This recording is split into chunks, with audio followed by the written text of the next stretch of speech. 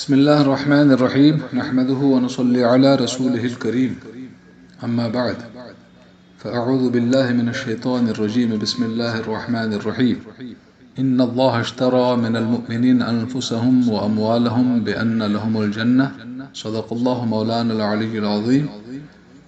لائق صد عزت و احترام عزیزان اہل سنت، حمد و صلات کے بعد جو میں نے قرآن مجید فرقان حمید کی تلاوت کی سعادت حاصل کی ہے جس آیت کریمہ کی، اس کا ترجمہ یہ ہے: بے شک اللہ نے مسلمانوں سے ان کے جان اور مال خرید لیے ہیں اس بدلے پر کہ ان کے لیے جنت ہے۔ اس آیت مبارکہ میں اللہ تبارک و تعالی نے ایمان والوں کو جہاد فی سبیل اللہ کی طرف رغبت دلائی ہے اور اس کی اہمیت کو اجاگر فرمایا ہے۔ سرکار دو عالم صلی اللہ تعالی علیہ وسلم ارشاد فرماتے ہیں: جاہدوا المشرکین باموالکم وانفسکم والسنتکم، مشرکین سے جہاد کرو اپنے مالوں سے اور اپنی جانوں سے اور اپنی زبانوں سے۔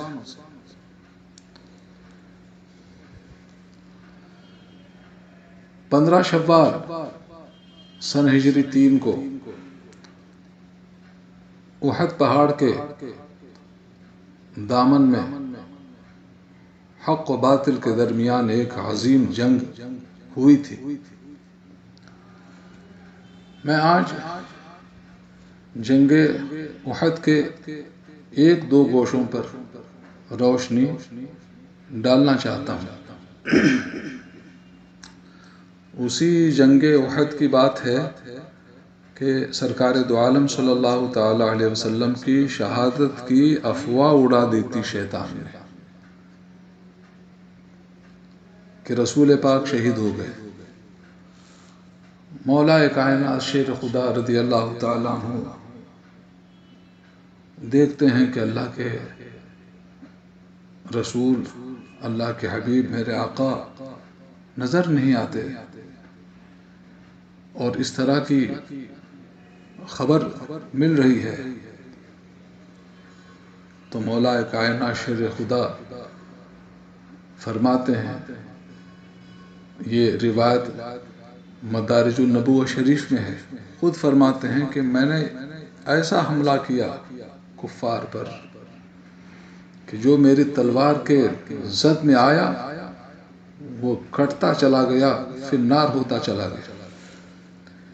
پھر میں کیا دیکھتا ہوں کہ اللہ کے حبیب میرے سامنے موجود ہیں اور فرما رہے ہیں: علی، ابھی جبریل امین آئے تھے، وہ یہ کہہ گئے ہیں: لا فتح الا علی، لا سیف الا ذوالفقار، علی جیسا کوئی بہادر نہیں، ذوالفقار جیسی کوئی تلوار نہیں۔ ایک گوشہ تو یہ ہوا، دوسرا گوشہ یہ ہے جنگ احد کا کہ جنگ احد جب اختتام کو پہنچی، جب ختم ہوئی تو حضرت عمار اور حضرت حذیفہ کو یہودیوں نے گھیر لیا۔ یاد رکھیے، حضرت عمار اور حضرت حذیفہ یہودیت سے توبہ کر کے دامن اسلام میں آئے تھے، رسول پاک صلی اللہ تعالی علیہ وسلم کے قدموں سے وابستہ ہوئے تھے۔ یہودیوں نے ان کو گھیر لیا اور کہا کہ دیکھو، مسلمان ہو کے کچھ فائدہ ملا تم کو؟ کتنا بڑا نقصان ہوا، 70 آدمی تمہارے قتل ہو گئے۔ ہاں، اب تک جو کچھ نقصان ہوا، آئندہ نقصان سے ہم تم کو بچانا چاہتے ہیں، ہم تمہارے خیر خواہ ہیں، ہم تمہارے ہمدرد ہیں، ہم تمہارے ساتھ مہربانی کا برتاؤ کرنا چاہتے ہیں، تم لوٹ کے آ جاؤ، اسلام چھوڑ دو، یہودی بن جاؤ، ہم اپنے فادر سے بات کریں گے، تم کو واپس یہودیت میں لے لیں گے۔ حضرت عمار نے بڑے اطمینان سے فرمایا اور جواب دیا انہیں کہ دیکھو جو کچھ تم باتیں بول رہے ہو وہ اپنی جگہ ہے، اور میں اس واقعے کو پورا کرنے سے پہلے اس بات کا جواب دیتا چلوں کہ وہ یہودی جس بات کو لے کے گمراہ کرنے آئے تھے حضرت حذیفہ کو اور حضرت عمار کو کہ مسلمانوں کا دین اگر سچا ہوتا تو اتنا بڑا نقصان کیوں ہوتا، دیکھیے جواب اس کا یہ ہے کہ مسلمان جس حال میں ہے، آرام میں ہے، تکلیف میں ہے، نقصان میں ہے، فائدے میں ہے، ہر حال میں مومن اللہ کی رحمت میں ہوتا ہے۔ مسلمان کا نفع بھی اللہ کی رحمت ہے، مسلمان کا نقصان بھی اللہ کی رحمت ہے، مسلمان کی تکلیف بھی اللہ کی رحمت ہے، مسلمان کا آرام بھی اللہ کی رحمت ہے، مسلمان کی زندگی بھی اللہ کی رحمت ہے، مسلمان کی موت بھی اللہ کی رحمت ہے۔ جس حال میں مومن ہے اللہ کی رحمت میں ہے۔ راہ خدا میں جہاد کے لیے مومن جاتا ہے، دشمنان اسلام سے لڑتا ہے، بچ کے واپس آتا ہے، مجاہد ہوتا ہے، مر جاتا ہے، شہید ہوتا ہے، نقصان در حقیقت نقصان اس کا کسی طرح نہیں ہے، فائدہ ہی فائدہ ہے۔ مگر اس حقیقت کو یہودی لوگ جانتے نہیں تھے،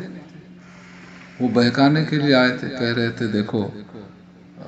تم لوٹ کے آ جاؤ یہودیت میں۔ حضرت عمار رضی اللہ تعالیٰ عنہ نے فرمایا کہ دیکھو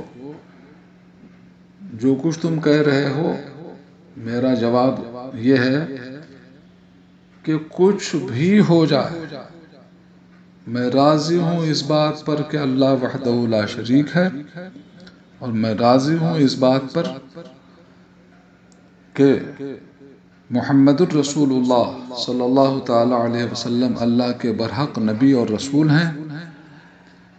اور میں راضی ہوں اس بات پر کہ تمام مسلمان میرے بھائی بہن ہیں۔ حضرت عمار کا یہ ایمان افروز جواب سن کر یہودیوں کا منہ اتنا سا رہ گیا۔ حضرت حذیفہ کی طرف متوجہ ہوئے، کہنے لگے حذیفہ عمار کی سمجھ میں بات نہیں آئی ہے، ابھی سمجھ میں نہیں آیا اس کو، تو تو سمجھ لے، تو تو واپس آ جا یہودیت میں تو تیرا اچھا ہوگا، ہم لوگ سب ہیلپ کریں گے۔ حضرت حذیفہ رضی اللہ تعالیٰ عنہ نے بھی بڑے اطمینان سے ان یہودیوں کو جواب دیا کہ دیکھو میں اپنے دین اسلام کی بات نہیں کرتا، تمہارے دین کی بات کرتا ہوں، چلو تم تمہارے دین کے حساب سے بتاؤ کہ تمہارے دین میں کسی اچھی بات کا عہد کرنا پھر اس عہد کو توڑ دینا کیا ہے؟ یہودیوں نے کہا کہ بڑا گناہ ہے، جب آدمی کو کسی اچھی بات کا عہد آدمی کرے تو اس کو چاہیے کہ اس عہد پر قائم رہے، اس عہد کو توڑنا بڑا گناہ ہے۔ تو فرمایا کہ سنو میں عہد کر چکا ہوں کہ جب تک میں زندہ رہوں گا اللہ کے رسول کے قدموں میں زندہ رہوں گا، اور جب مروں گا انہی کے قدموں میں مر جاؤں گا۔ یہ جواب سن کر یہودی خائب و خاسر لوٹے وہاں سے یہ کہتے ہوئے کہ ان کے دلوں میں محمد کی محبت جو ہے وہ کوٹ کوٹ کے بھری ہے صلی اللہ تعالی علیہ وسلم۔ وہاں سے دفع ہوئے اور حضرت عمار اور حضرت حذیفہ بارگاہ رسالت میں حاضر ہوئے۔ عرض کیا یا رسول اللہ صلی اللہ تعالی علیہ وسلم، یہودی لوگ ہم کو بہکانے کے لیے آئے تھے اور ایسا ایسا کہہ رہے تھے، سرکار ہم نے ان کو ایسا ایسا جواب دیا۔ اس بات کو سن کر سرکار دو عالم صلی اللہ تعالی علیہ وسلم بہت مسرور ہوئے، بہت خوش ہوئے اور فرمایا کہ تم نے صحیح جواب دیا اور کامیابی پائی۔ مومن کی کامیابی یہی ہے کہ وہ ہر حال میں اپنے دین پر قائم رہے، پہاڑ کی طرح مضبوطی سے قائم رہے، انہیں جانا انہیں مانا نہ رکھا غیر سے کام، للہ الحمد میں دنیا سے مسلمان گیا۔ لائق صد عزت و احترام عزیزان اہل سنت، آج ماہ شوال المکرم کی 15ویں شب ہے اور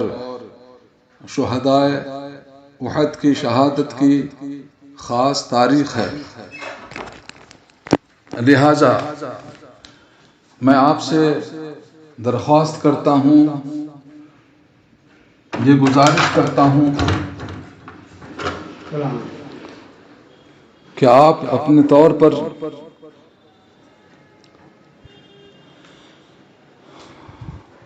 قرآن پاک، درود پاک، تسبیح، تحلیل، تکبیر، جو کچھ ذکر خیر کر سکتے ہیں وہ کریں، اور بالخصوص شہدائے احد کی مبارک ارواح کو ایصال ثواب کریں اور دعا کریں اللہ تعالی شہدائے احد کے وسیلے میں ہم سب پر اپنا خاص فضل و کرم فرمائے اور سارے عالم کے مسلمانوں کے ایمان و جان و مال و عزت و آبرو کی غیب سے حفاظت فرمائے، ہمارا خاتمہ مدینہ منورہ میں بالخیر فرمائے، آمین بجاہ النبی الامین